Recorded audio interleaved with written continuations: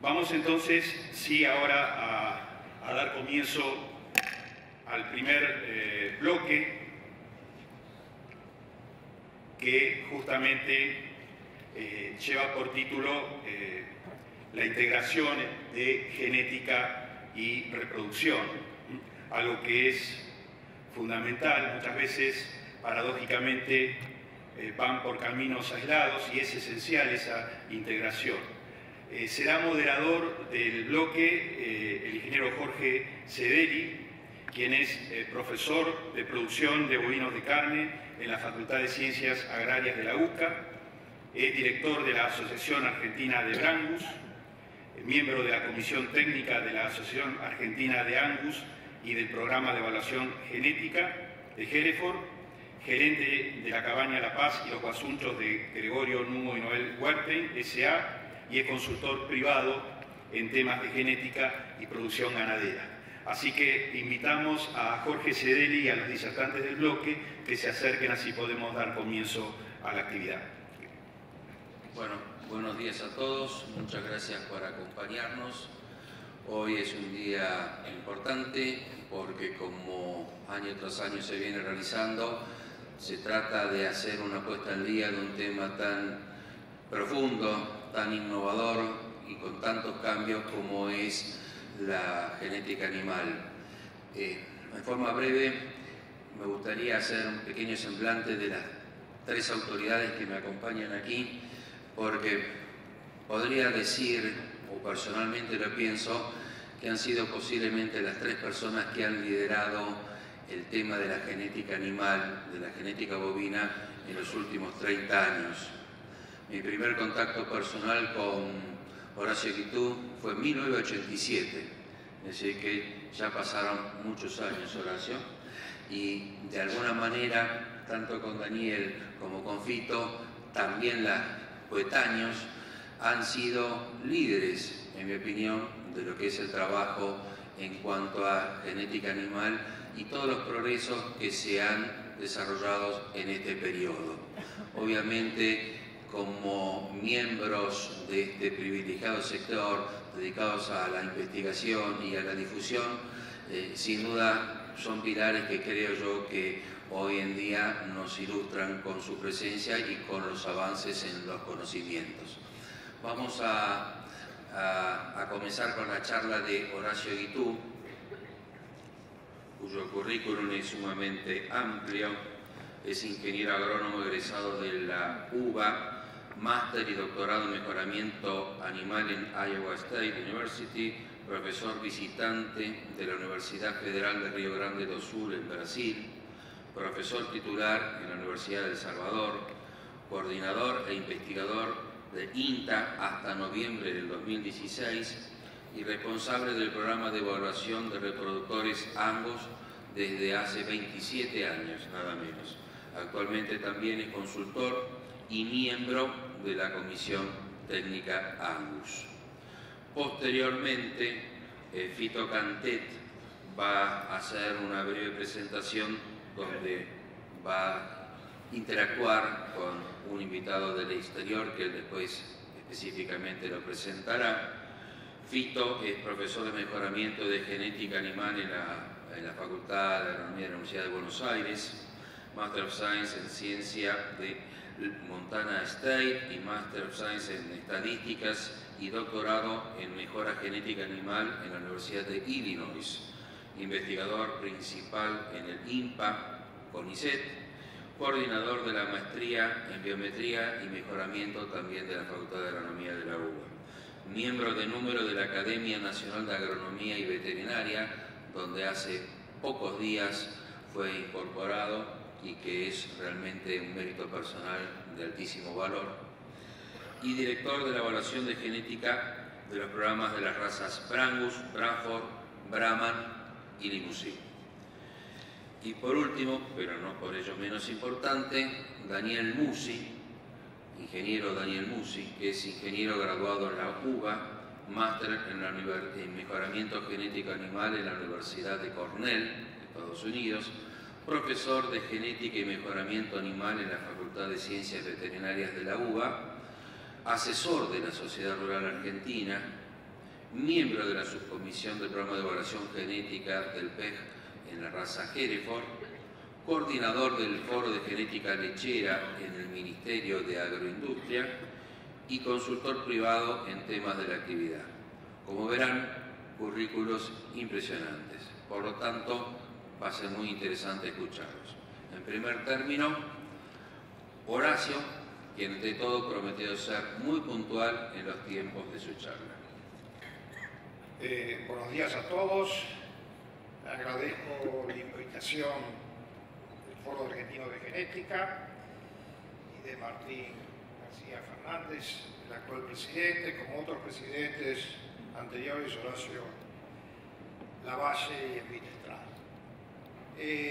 Me dieron solamente 20 minutos, como dijo Jorge, para hablar un poco de los DEP enriquecidos por información molecular. Así que voy a ir bastante rápido, no va a haber fórmulas y no voy a poner ningún detalle y me voy a parar en eso. Así que más que nada va a ser gráfica la exposición, porque la idea es que se lleven un pantallazo de lo que se trata. Si empezamos un poco con la historia, la evaluación objetiva básicamente se trata de medir, pesar y ecografiar en bovinos para carne aquellas características que tienen impacto económico. Y en base a eso, tomamos datos y ciertos datos como los pesos, las ecografías, son datos fenotípicos y a los fines de poder usarlo en la evaluación genética de DEP clásicos, lo que tiene que agregarse son los códigos de manejo para poder sacar efectos ambientales y quedarnos con efectos puramente genéticos. Y eso es lo que hemos estado haciendo en los últimos años. Estas características de interés económico están gobernadas en general por varios genes y cada uno de esos genes aporta alguna suma al valor genético de un reproductor en particular. La idea es usar, en el caso de los DEP clásicos, la propia performance, es decir, el propio peso del animal. Si ese toro o vientre tiene hijos, podemos usar la información de los parientes, mejor dicho, de los hijos, y también información de otros parientes. Y en base a eso, lo que hacemos, montamos estas ecuaciones que no vienen al caso, calculamos las relaciones de parentesco, como venimos haciendo a través de los archivos genealógicos que nos brinda la sociedad rural, y obtenemos los DEPs que hoy todos conocen. Es decir, básicamente, en resumen, es tomar todas estas medidas, aplicar estas ecuaciones, hacer la evaluación clásica y obtener estos DEP para que los productores comerciales puedan hacer su selección y reposición de vientres y vaquillonas y toros pitoritos en base a información objetiva. Entonces la idea hoy es hablar del cambio que se viene con respecto a la posibilidad que nos brindan hoy los cambios tecnológicos de trabajar directamente, por primera vez, con la molécula de ADN. Es decir, hasta ahora lo que hicimos es trabajar con datos. De esos datos, estadísticamente eliminamos los efectos que son ambientales y nos quedamos con diferencias que son puramente genéticas o densas. Pero nunca tuvimos la oportunidad, como ahora, de trabajar con la molécula de ADN. Entonces, para empezar, lo que voy a decir que todos nacemos básicamente de una célula donde por el lado materno recibimos la información y por el lado paterno la otra mitad de la información. Y básicamente eso es una célula. Esta célula tiene las siguientes características. Acá en su núcleo tenemos los cromosomas y dentro de los cromosomas tenemos el ADN.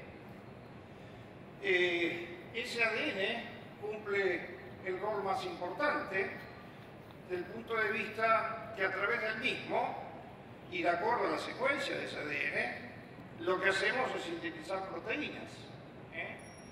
Y básicamente esas proteínas actúan en todos los procesos catabólicos o metabólicos de todas las características de interés económico.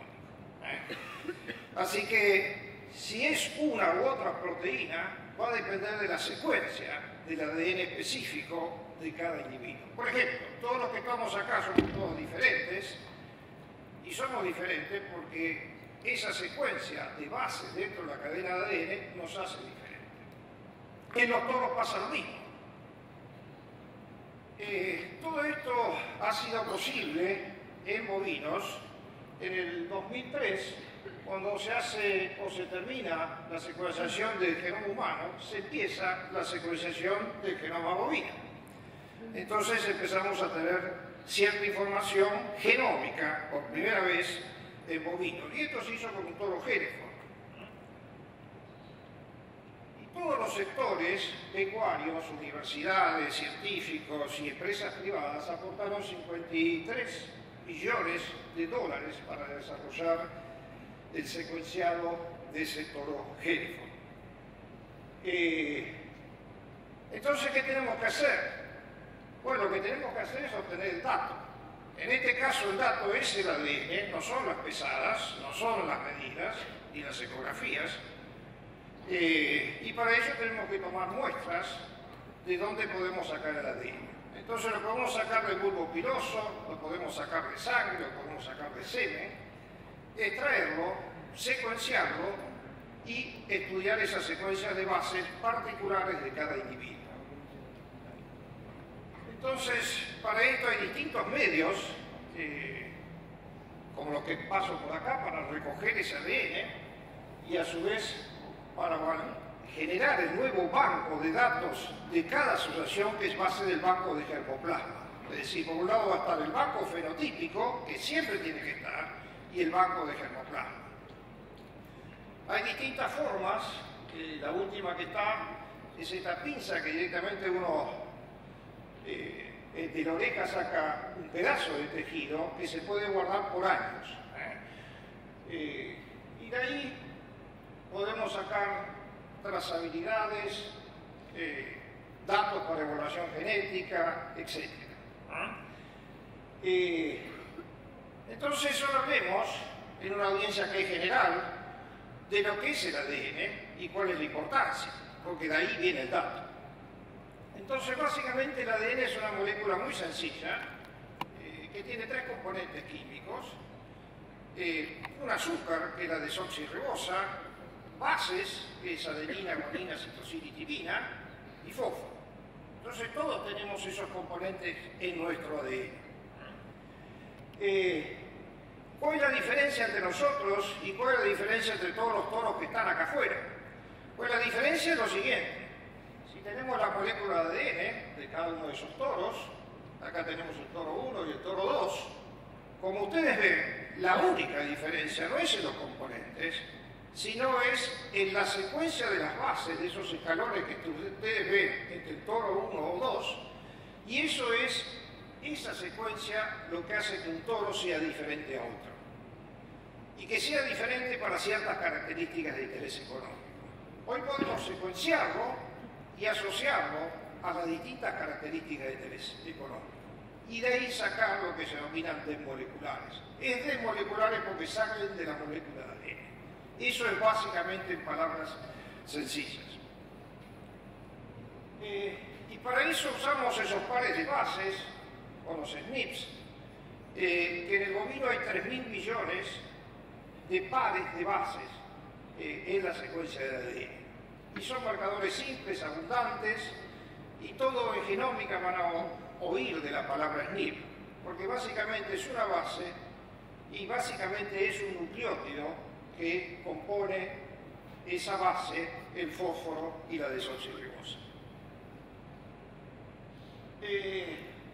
Entonces esos marcadores moleculares nos ayudan, porque pueden ser marcadores directos o indirectos, es decir, que estén asociados o no asociados con la variable de interés económico, pero que de alguna manera lo podemos detectar y podemos sacar información de las regiones que realmente afectan a las características de interés económico.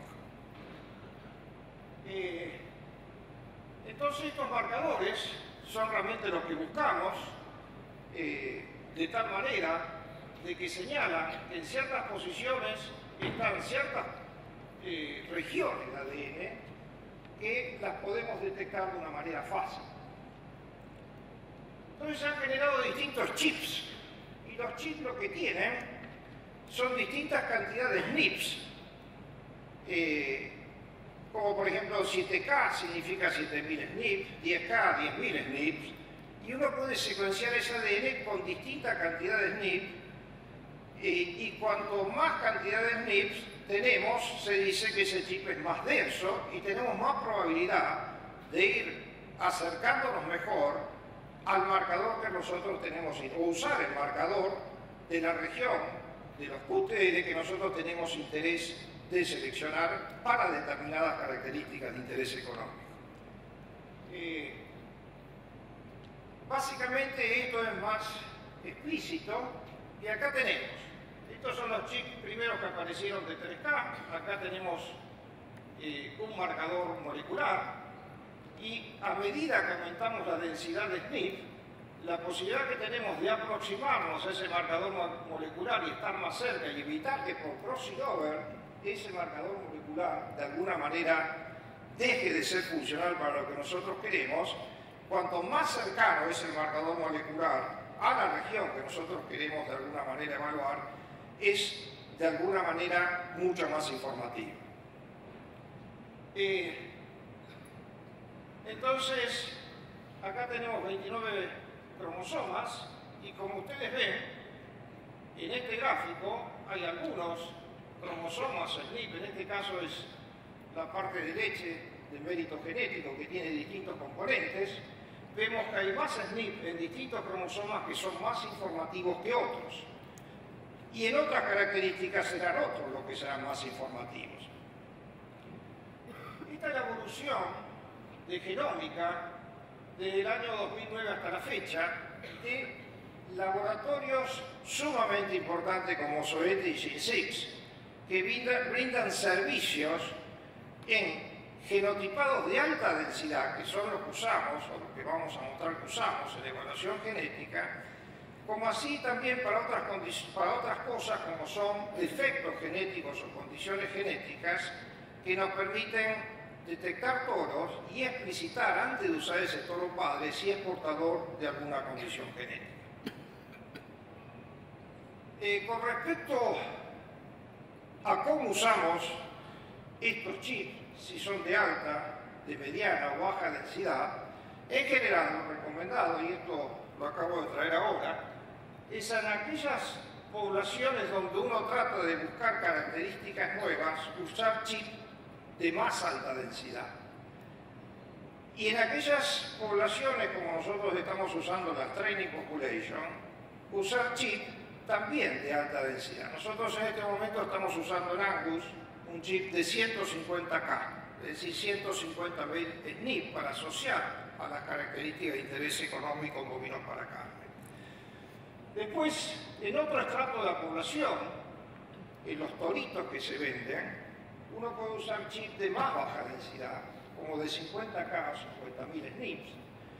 Y quizás en las hembras, como estos chips de baja densidad son más baratos, de alguna manera uno puede testear las hembras y conectar todas estas ecuaciones de machos, hembras y toros padres de alta precisión en las ecuaciones a resolver. Este es el impacto que ha tenido la genómica, en este caso en leche, en lo que hace a mérito genético. Y si ustedes ven, esto es como venía la selección, acá donde se empieza, leche fue la primera, siempre pasa el bovino que primero todo lo novedoso pasa en leche y después se traslada a carne. Entonces, es acá donde se empiezan a genotipar los toros de leche, y estas son las ganancias que tiene un índice, y en cuanto se empiezan a usar toros evaluados en base al genotipado, es decir, evaluados en base a redes moleculares, como impacta el progreso genético inmediatamente. Y esto tiene sus razones que vamos a explicar. En primer lugar, la idea es explicar brevemente lo que es una training population, por la cual empezaron todos. Los bovinos de leche, los bovinos de carne, y después vamos a explicar cómo las cosas están cambiando y se puede tener otras aproximaciones. Pero básicamente, para poder generar los D moleculares, tenemos que generar una población, y así lo hicieron en leche y así lo hicieron en carne, que tengamos toros evaluados en D clásicos, por lo tanto tienen datos fenotípicos, con alta precisión.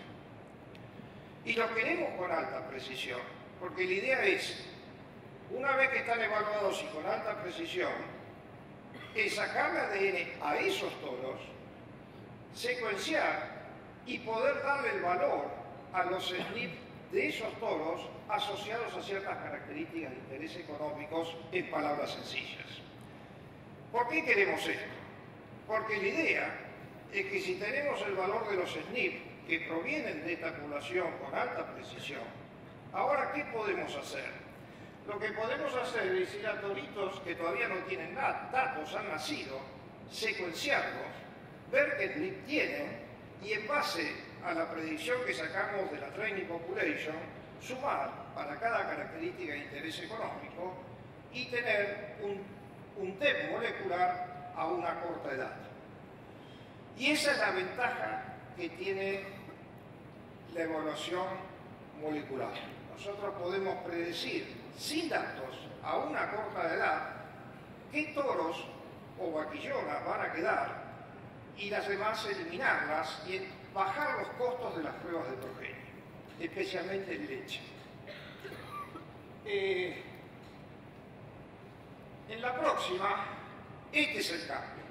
Es decir, si queremos saber cuál es el cambio y qué son los DEP enriquecidos, esta es la diapositiva. Es decir, lo que teníamos hasta ahora era esto. Eran los DEP clásicos que tenían propia performance, datos fenotípicos propios de hijos o de parientes. Ahora, si tenemos los genotipados, lo que agregamos es la información del ADN. Entonces, esto lo que hace es enriquecer la evaluación genética y enriquecer los DEP clásicos. Y eso es lo que son DEP enriquecidos por información molecular. Entonces, básicamente, lo que tenemos es las fuentes de fenotipo, las genealogías, la información de ADN que viene de estos genotipados. Si sacamos el DEP directamente del genotipado, eso es puro molecular y es lo que se llama DEP molecular o genómico, porque es puro molecular. Pero si juntamos con los DEP tradicionales o clásicos, estos son los DEP enriquecidos. Esta es la mecánica y esa es la dirección hacia donde vamos. Entonces, ¿cuál es el cambio? Bueno, el cambio es que en esa matriz de resolución de ecuaciones, en vez de ser una matriz A, donde usamos las genealogías, ahora podemos usar una matriz genómica. Es decir, las genealogías se pueden calcular en base SNP. Y ese es el cambio que recomiendo a todas las asociaciones de criadores. Cambien la manera de hacer los parentescos de microsatélites a SNPs, porque esos SNP los necesitamos para la resolución de las ecuaciones. Entonces no es solamente cambiar por un tema de parentesco, es por un tema de evaluación genética. Y ese cambio, que todos los cambios cuestan, hay que hacerlo. Angus ya lo empezó a hacer. Entonces, lo que cambia aquí esta matriz es en base a SNPs. Entonces, tenemos las soluciones por un lado de los DEP moleculares y tenemos las soluciones de los DEP clásicos, los podemos juntar y hacemos los DEP enriquecidos. Ahora, esto lo podemos hacer de dos maneras. En dos pasos, como mostramos anteriormente, tener las soluciones de los DEP clásicos, ponderarlos por sus precisiones propias de los DEP clásicos y obtener lo que se denominan DEP desregredidos, y agregarle la información molecular y obtener un índice que esté integrado por DEP clásicos y DEP moleculares. Y ese es el DEP enriquecido. Eso es lo que se llama 2 steps o 2 pasos. Hoy existe la posibilidad de hacer todo esto en un paso. En un solo paso, estimar todo junto y obtener directamente los DEP enriquecidos. Y para eso, lo que hacemos, o lo que necesitamos, es computadoras de gran capacidad de funcionamiento, y por suerte han surgido, y ya no tenemos que correr en computadoras tipo mainframe, que no tiene que colgarse de Cornell y correr estos programas que son muy pesados para resolver. Entonces esto ha cambiado, y simplemente con este equipamiento uno puede procesar esta información. Entonces, esta matriz de parentesco ya es una matriz donde está basada en el PDG en base de SNP y ajustada por la información genómica que tenemos de otros todos genotipados con alta densidad. Horacio. Sí. ¿Me quedan? 0. Ah, interesante.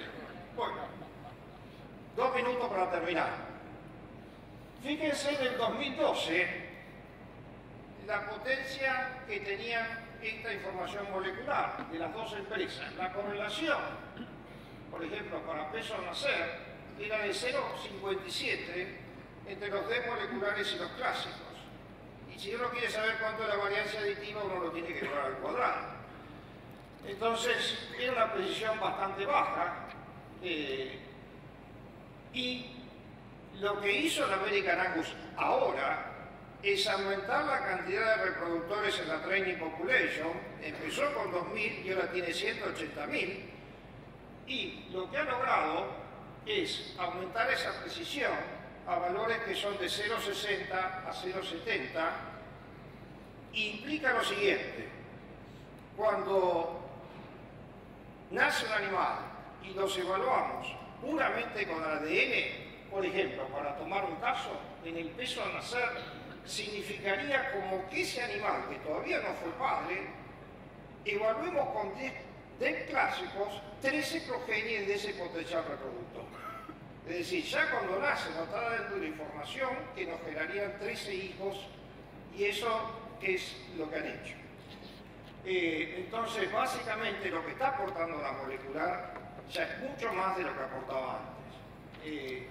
Esto es básicamente, para resumir, dónde está el mayor impacto, que es, como podemos incorporar más toritos jóvenes porque lo evaluamos más precoz, y más pepillonas jóvenes porque la evaluamos más precoz, lo que bajamos en la respuesta de la selección es el intervalo generacional. Y esto lo predijo Larry Sheffer, y acá pueden ver en esta diapositiva lo que ha pasado. Esta es la caída del intervalo generacional, lo cual hace que al dividir por un número menor, la respuesta a la selección sea mucho mayor. Ya termino. La parte de DEP clásico ha sido muy exitosa. Tiramos e incrementamos. Pero nos llevamos puestos muchas veces otras características, esto es en leche, en producción de leche de machos y hembras, y esto es lo que pasó de tirar tanto por leche en bovinos de leche, que bajó el porcentaje de preñez en esta situación. Y ahora con la genómica, en el caso del Holstein americano, están tratando de recuperar algo que nunca debería haberse perdido. Pero no solo esto puede pasar con los DEP clásicos, sino con el mal uso también de los DEP genómicos. Entonces muchas cosas ocurren si no interpretamos bien cómo manejarnos con los DEP. Ya para terminar, básicamente en Angus estamos armando esta training population con la idea de poder generar estos DEP moleculares. Las conclusiones son, básicamente, mayor precisión y poder seleccionar animales jóvenes.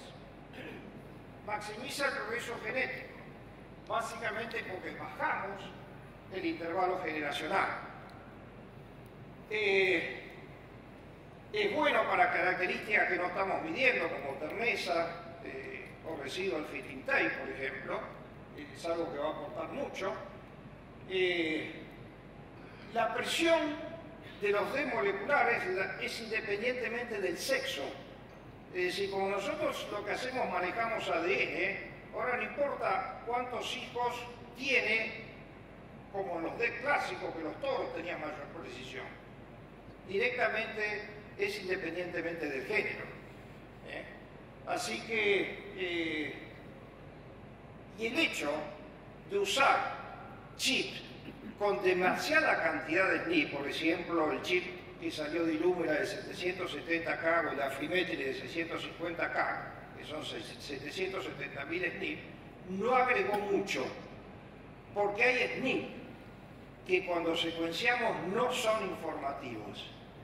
Entonces ahora se bajó y bajaron en ese sentido los costos, y lo que estamos más que nada son con chip de 50K para los generales y de 150K para los toros que nosotros tenemos de alta precisión. Bueno, nada más, muchas gracias y disculpe mi amigo Jorge por los minutos que me robé.